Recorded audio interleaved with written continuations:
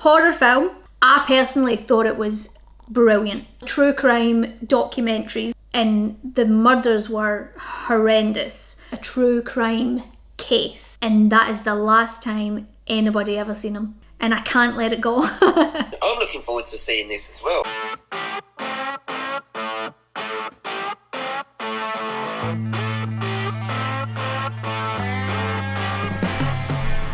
Hello! Welcome to At Home with Claire. Sorry guys, James is not here. He is actually working this whole weekend and then he'll be back during the week, which is a bit rubbish because then he doesn't get to see the kids until they're back from school. But I wanted to kick things off today with our sponsor, HelloFresh, who have been so great to us over the past couple of weeks. We've worked with them for a while. I just want to give them a shout out. If I can. We've actually all been quite sick. I don't know if this has hit anybody else. I think it's just the back to school germs hitting. But anyway, today I am making, what is it, number 14? I am making fragrant hoisin pork noodles. Now, as you know with HelloFresh, makes life so much easier, especially if you're busy, if you've got family, if you're running around, you're trying to be in loads of different places at once. For us, if you're sick, which we have been, you don't have to do your big food shop. You get your box, you pick your meals, you get everything there, which means you're still eating fresh, you're still eating healthy if you choose the healthier options. As you might know by now, quick. I go for the quick options because kids, husbands, I just want to make dinner, I want to keep everybody happy. So I'm going to walk you through our hoisin pork noodles today. You get fresh ingredients in your bag, you get everything you need. So, thank you HelloFresh. Let's get cracking.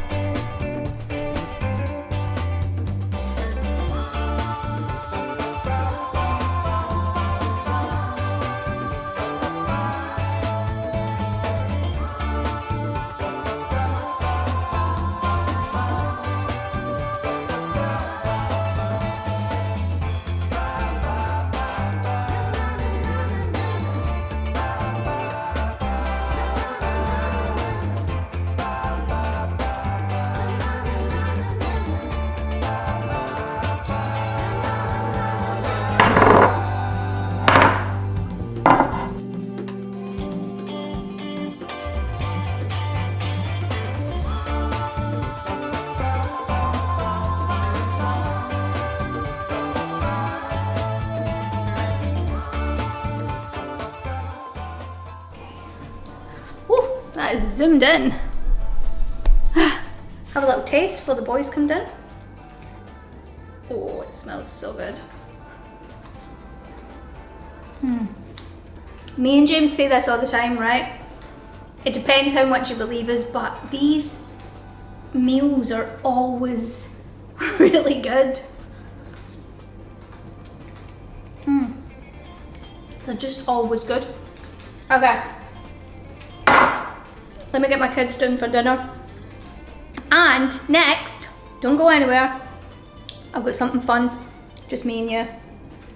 Come on.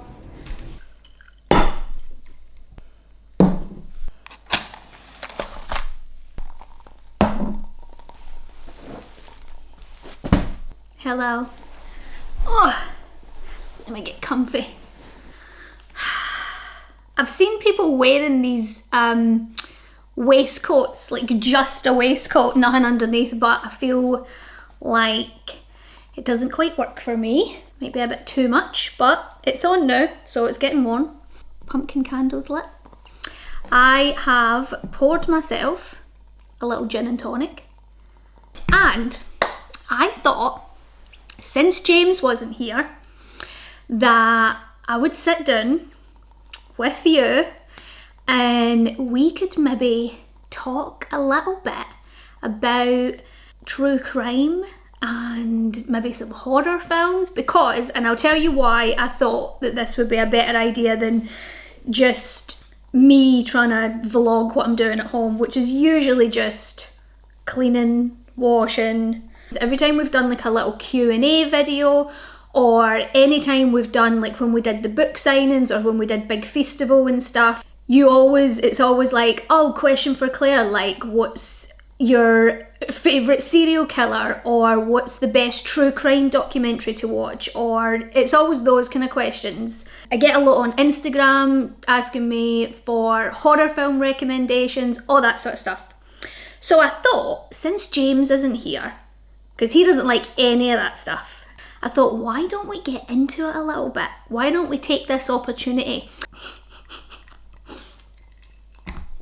Alright, let's do it. I was thinking we'll cover 3 things, right? Horror film. I'll give you a good horror film recommendation.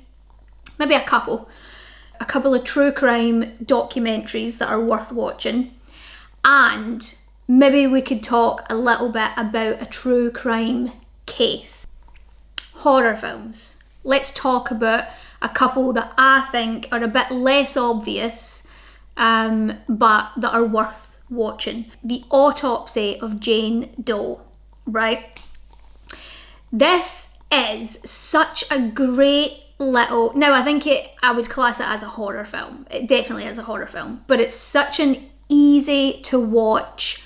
It's fun, it's quite jumpy, it makes you jump. I think it's really easy to watch. You don't have to concentrate too much. You don't feel like you're missing something or what's the big twist. So that's my first one, I would say. My second one is, and I actually just thought of this right now, It Follows. That's probably a little bit more well known. I think a lot of people probably have seen that, but if you haven't seen It Follows, you have got to watch it. I personally thought it was brilliant. Like, I loved everything about it. I loved the story, I loved what we were supposed to be scared of, because it's technically nothing, but it takes forms as something all the time, and I think it's really clever.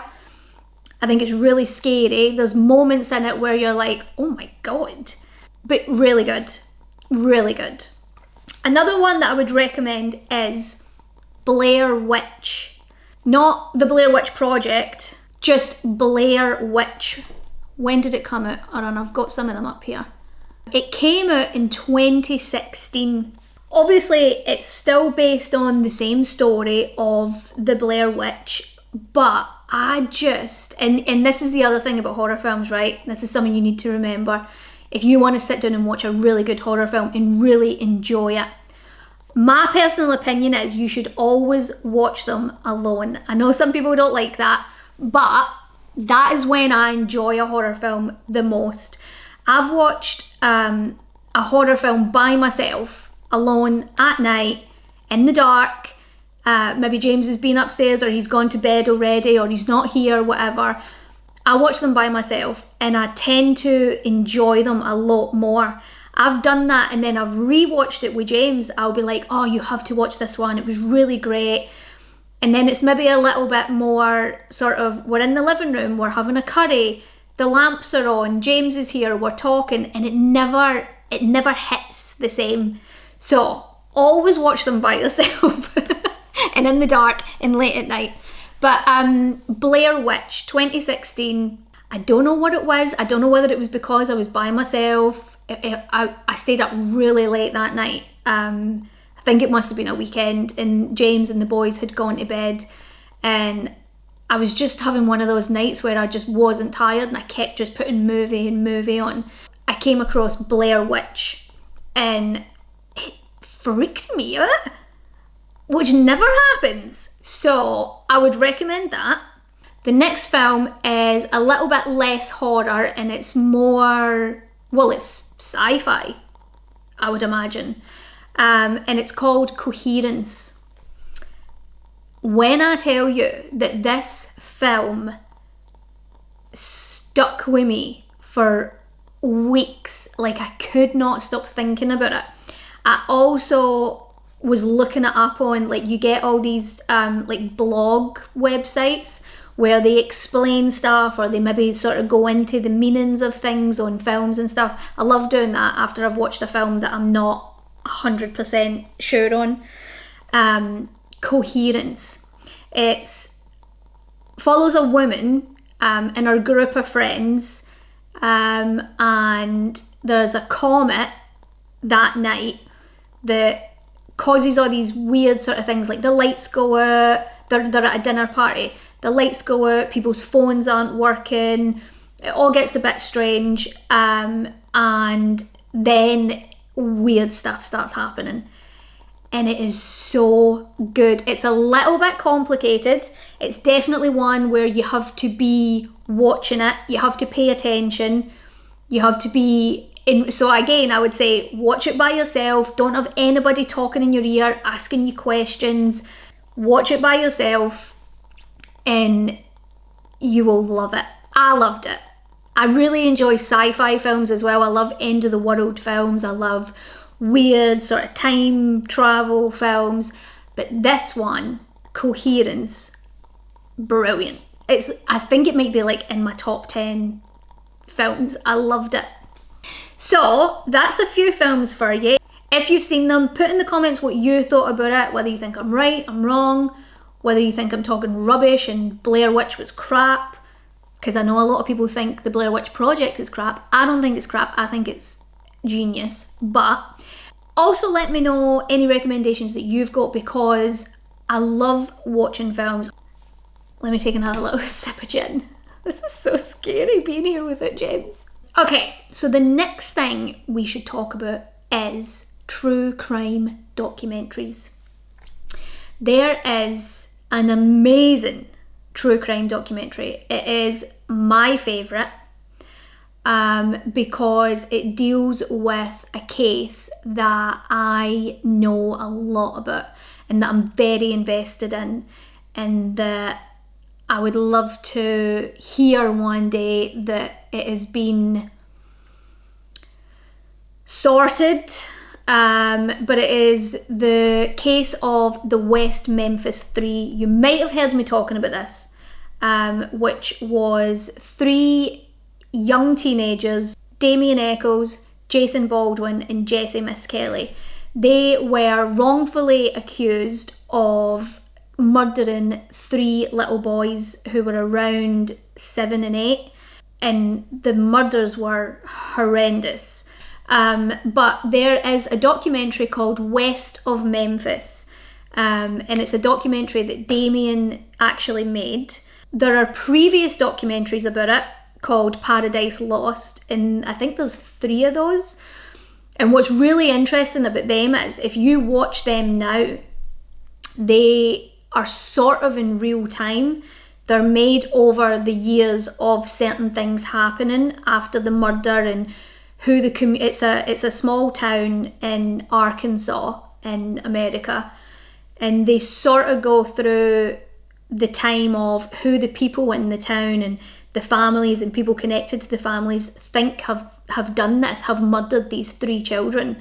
And by the time the next one comes out, sort of opinions have changed, and there's a little bit of pushback from people on, we actually don't think this is right.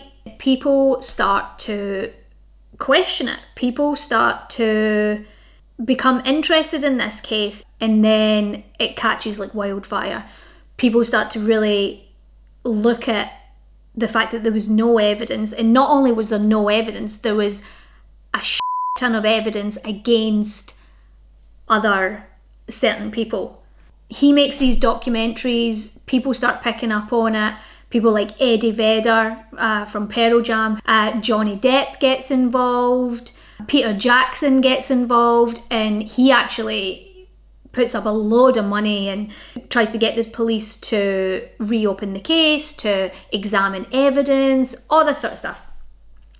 And I don't know whether I should like tell you what happens, or whether you want to go and read about it and watch it for yourself. See, I'm not very good at this. I don't know whether, should I talk you through the whole thing and tell you like where we are now? Or should I just like tell you to go and watch stuff and read stuff about it? That's a question, innit? I didn't think about that. Should I tell you what happens? I feel like I can hear people watching this going, yes, obviously. Or some people going, no. Let me go watch it. Well, okay, let me say this then. Definitely watch West of Memphis. Definitely read about it. There's also a movie based on it, which is how I discovered it. I was just watching a random film one day. It's called Devil's Knot. And it's based on the book that a woman called Mara Levitt wrote, who's a great author. And she got really involved in the case as well. Great film. Really, really good film. I watched the film and I was like, oh, based on a true story. That seems interesting. The film didn't quite do justice to the case, but it piqued my interest. It got me to read about it and stuff, and then I just became obsessed. I was like, how the hell did this happen? That is my first and top recommendation for a true crime documentary, West of Memphis. Okay, let me finish with the very, very famous case, and a lot of people have spoken about it on YouTube before because I've watched all the videos. And it's this guy called Lars Mittank. He was a young guy who went missing, right? He has just disappeared off the face of the earth, but his story is just strange, and it will just, if you're interested in this stuff, it will just pique that interest because there's more questions than answers, and those are the ones that, you know, you want to find out more about, obviously. So this guy, he went on holiday with his friends. He was a young guy, and apparently there was a fight at some point involving other people, and there's a question of, did he get hit? Anyway, fast forward, it's time to go home from this holiday. Lars can't fly because he's been to the doctor and he's got an ear infection. And this is where it's a little bit confusing because some people said he had an ear infection, some people said that he'd been hit, which had affected his ear. So I'm not sure on that one. But he didn't fly home with his friends. He had a couple of days. How long did he have by himself? It doesn't say how long he was left on holiday by himself, but his friends went home and he had to stay. And in that period of time where he was by himself, I think they went to Bulgaria, but he called his mum a couple of times, and she has said that, obviously since what's happened, she's said that he just was acting really strangely, wasn't making sense. At one point he had told her that there was people trying to kill him, which she was so confused about, and that's when she started to worry if anything had happened to him, if he had hurt himself, if he had some sort of head injury. The day comes where he's allowed to fly home. Now there is video footage, there's CCTV footage of him walking into the airport with his bags, ready to go home. He then is seen a few minutes later without his suitcase, without his bag, darting back out of the airport. Then there is footage of him outside the airport, and he runs off. And what I've read, what I know about it is, you know, the road to the airport, there's taxis outside, whatever it is. He does not bother about any of that. He runs straight over the roads, up to the back of, you know, the airport. He jumps the fence and heads into like trees and bushes. And that is the last time anybody ever seen him. Like, even if, hold on, what year was this? 2014, 10 years ago. What did he see in that airport? Because, right, here's my thinking as well, right? Let's say he knew exactly what was going on. He didn't have a head injury. He knew, right? He was very aware. It's been 10 years. Like, at what point when you're, you know, in the woods behind an airport, do you go, I think it's safe to come out? Also, the other thing is, you're in an airport. There's got to be police and security and stuff. Like, surely being there's better. I don't know. See, like, I'm thinking about it now and I'm like, maybe he did have some sort of brain injury. Maybe, you know, there was something not right. I don't know. It's such an intriguing case though. Look that up. Watch videos about it on YouTube. Better than this video. I'm just like talking to you because I don't know. But it's crazy. I think about Lars Mittank probably, you know, a few times every few months. That's one that really gets me. I just wish I knew. I get so hard. If you're like me, right, let me know. I talk to James about these things. I talk to my mates, you know, whatever. And most people can hear these stories or cases or whatever, and they can just be like, oh my God, yeah, that's weird or that's terrible, and move on. I can't stop thinking about them. And I can't let it go. I've got to look it up, I've got to read about it, I've got to try and find documentaries on it. Has somebody made a film about it? Is there a book? I need to know what happened. What happened? But anyway, I'm going to finish there because this could be like a 3-hour video. If you enjoyed this, let me know. If you didn't enjoy it, don't let me know. All right, just let it go. I'm struggling. James isn't here. The kids have been ill. I've tried my best. I've actually got loads of footage that I didn't put in this. Like, we bought a squirrel feeder and we were feeding squirrels in the garden. I went to Costa. It was rubbish, all right? I already started editing this. It was rubbish. I tried to do something a bit different. But if you did like this, and, you know, sometimes James does go away to work and sometimes he's busy. If you would rather, in that time, we talk about, you know, weird stuff or scary stuff, let me know. And I can maybe do a little bit more organising and be ready to do it. I'll gather some case files that I've got stored in my cabinet. That's a joke. Am I in this vlog at all? No! Hiya. Hello. Nice of you to join us. Yeah. How does it look? I've not got great phone signal where I'm at. No, it looks fine. Oh, okay. All right. How are you? It's nice to see you. I know. I just finished chatting to them. We did a little horror, true crime, Claire's Corner moment. Sounds boring. Carry on. Well, it wasn't boring. It was very interesting. Well, we'll see. We'll see. We will see. Come on, guys. Come on, guys. Please watch that video over and over again so it gets 1 million views. The one video without James. We'll see what people got to say. Yeah, the one video without James, and you're texting me, panicking, going, oh no, we need you in this vlog. I did not say that once. I read between the lines a little bit. Anyway, how's filming going? Going all right. We're going good. You having fun? It's all right. Yeah, having lots of fun. It's good. Are you feeling better? I was just saying we've all been a bit ill.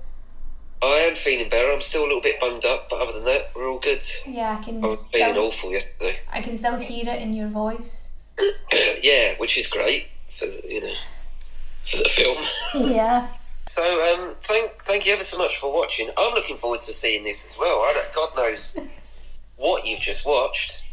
I'm sure it was very interesting. I'm sure that Claire talking about horror and ghosts and killers, and I hope you guys enjoyed that. Thank you for watching. We will be back next week. Yeah? Right, I've got to go. I'm getting the look and the... Okay. Okay. I've got to go to work. All right. And I'll speak to you a bit later, and I'll see you tomorrow. But sorry, that just turned into us actually talking. Thanks for watching, guys. Stay scummy. Subscribe, like, comment. Thanks. Bye. Love you. Bye.